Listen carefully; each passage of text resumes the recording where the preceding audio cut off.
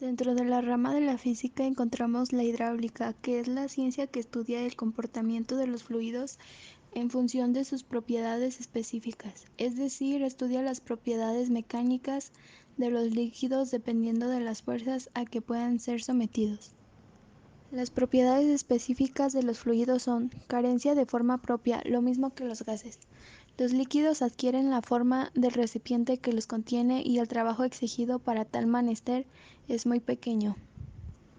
Incomprensibilidad. Contrariamente a los gases, los líquidos son prácticamente incomprensibles, por lo que una pequeña variación de volumen produce un notable salto de presión.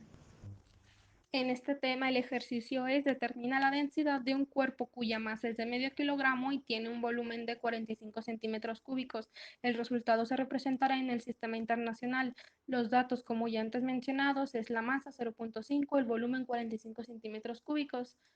La fórmula de la densidad es igual a masa sobre volumen. Al sustituir los datos quedaría como 0.5 kilogramos sobre 0.00045 metros cúbicos, que ya son la transformación de centímetros a metros.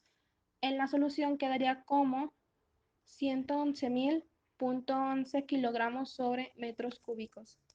La presión que ejerce el líquido es la presión termodinámica que interviene en la ecuación constitutiva y en la ecuación de movimiento del fluido.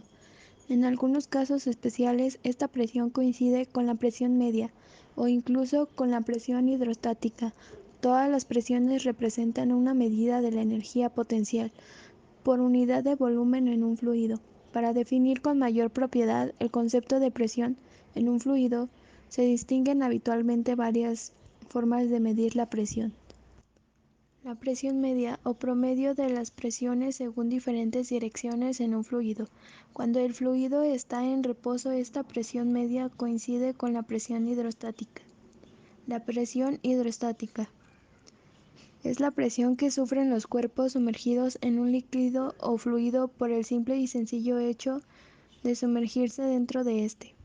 La presión hidrodinámica es la presión termodinámica dependiente de la dirección considerada alrededor de un punto que dependerá además del peso del fluido, el estado de movimiento del mismo. La presión media o promedio de las presiones según diferentes direcciones en un fluido. Cuando el fluido está en reposo, esta presión media coincide con la presión hidrostática.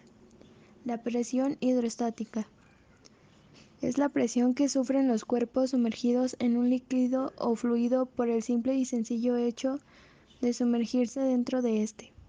La presión hidrodinámica es la presión termodinámica dependiente de la dirección considerada alrededor de un punto que dependerá además del peso del fluido, el estado de movimiento del mismo.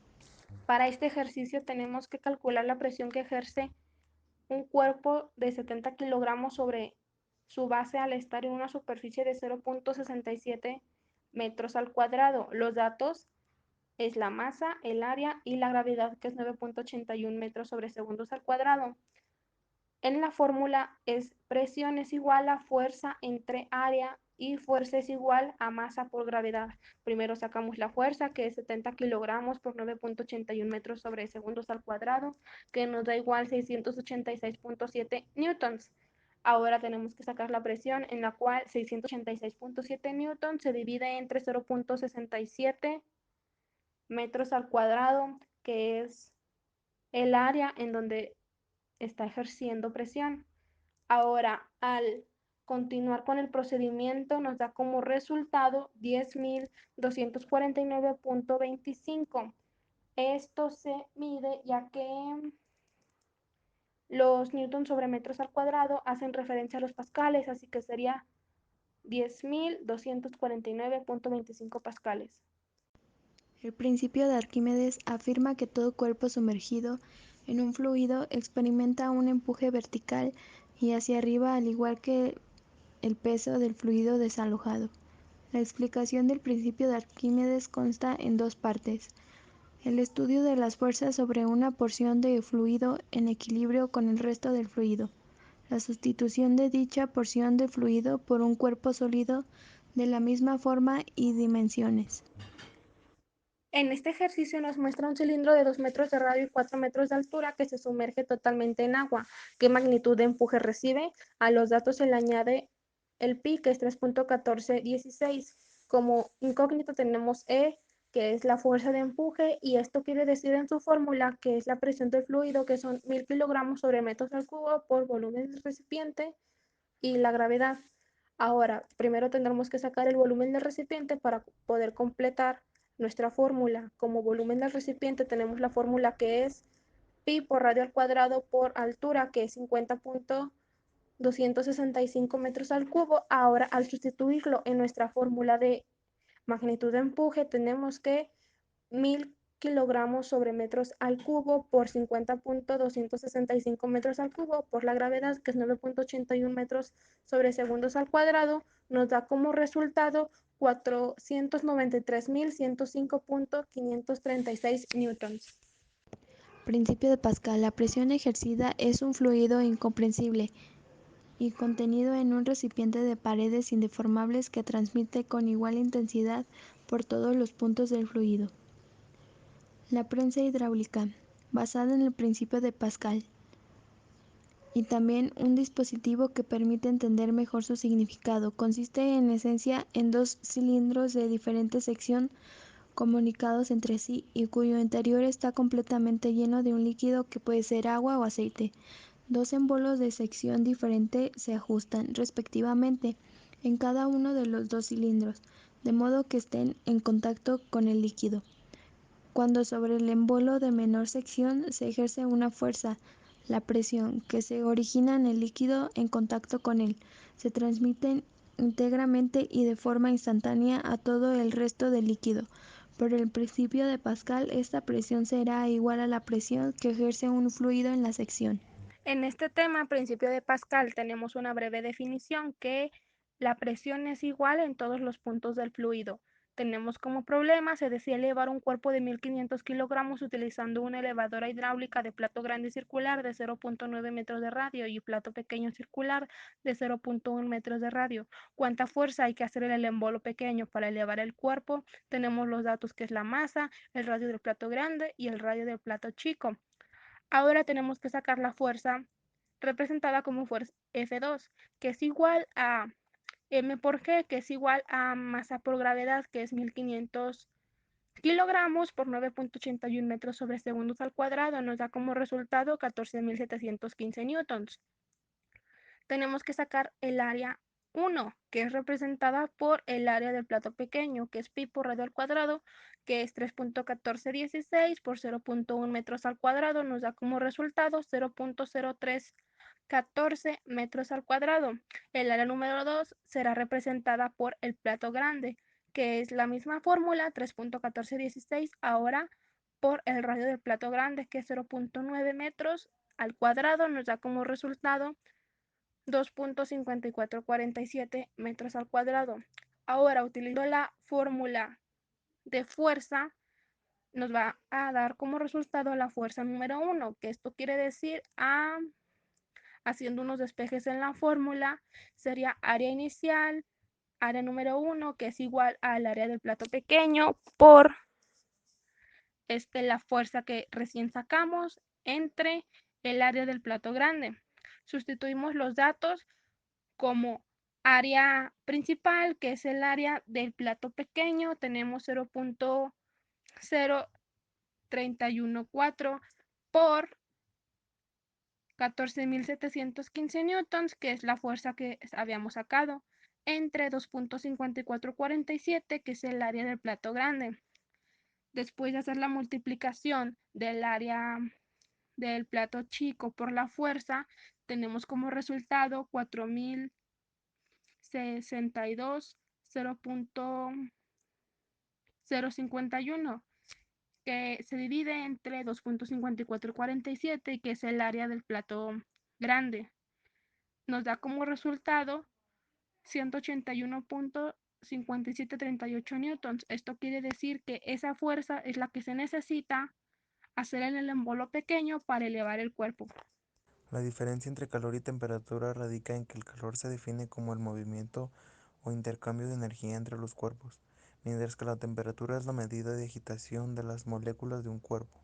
El calor se mide en joules o calorías, la temperatura en grados Celsius, Kelvin o Fahrenheit. La capacidad calorífica es la energía necesaria para aumentar una cantidad de temperatura de una determinada sustancia. La cantidad de masa determina la cantidad de calor para variar su temperatura. El calor específico se relaciona con la capacidad calorífica. El problema de calor dice que se tiene un cuerpo de oro que adquiere temporalmente una temperatura de 129 grados centígrados y se le añade más hasta que llega a 247 grados centígrados. Cuenta con una masa de 10 kilogramos. ¿Cuánto calor se requirió para este proceso? Tenemos los datos: masa, temperatura inicial, temperatura final, y se le añade calor específico del oro, que es 129 joules sobre kilogramos de grados centígrados. La fórmula del calor es igual a masa por calor específico por variación de la temperatura. Variación de la temperatura es igual a temperatura final menos temperatura inicial. Al sustituir los datos del problema en la fórmula, tenemos que 10 kilogramos por 129 joules sobre kilogramos de grados centígrados por 247 grados centígrados menos 129 grados centígrados nos da como resultado 10 kilogramos por 129 por 118. Al hacer esta multiplicación nos da como resultado 152.220 joules. Un joule, una caloría, es igual a 4.18 joules. Al hacer esta transformación nos da igual a 36.416.26 calorías, que es lo mismo. Las dos son calor, una en unidad joules y otra en unidad de calorías. Para comprobar el resultado de calor se puede emplear la fórmula de calor específico. Esto es solo una comprobación. Tenemos como fórmula de calor específico que es igual a calor entre masa por variación de la temperatura. Al sustituir los datos, tenemos como calor 152.220 joules entre 10 kilogramos por 118. 152.220 joules entre 1180. Nos da como resultado 29, que 129, perdón, es igual a 129 joules sobre kilogramos por Kelvin. Es el calor específico, así que está bien, el calor específico que hemos mencionado en el problema de calor. Ahora, a esta situación se le puede sacar su capacidad calorífica, que es igual a la cantidad de energía para elevar 1 grado centígrado la temperatura de una sustancia. La fórmula de capacidad calorífica es igual a calor sobre variación de la temperatura. Calor es 152.220, variación de la temperatura, que es temperatura final, 247 grados centígrados menos 129 grados centígrados, nos da como resultado 118. Así que se le divide el calor entre 118, que nos da como resultado 1290 joules sobre Kelvin, que es la unidad de medida de la capacidad calorífica. La dilatación lineal es el aumento de longitud.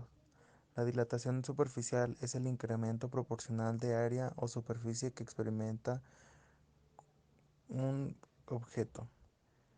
La dilatación volumétrica es cuando las tres dimensiones del cuerpo son igualmente relevantes: largo, ancho y alto.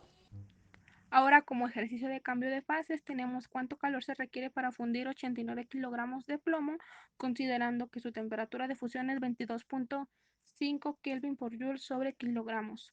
Tenemos los datos, masa y temperatura de fusión. En la fórmula tenemos que es igual a calor es igual a temperatura de fusión por masa, 22.5 por 89. Nos da como resultado 2002.5 joules.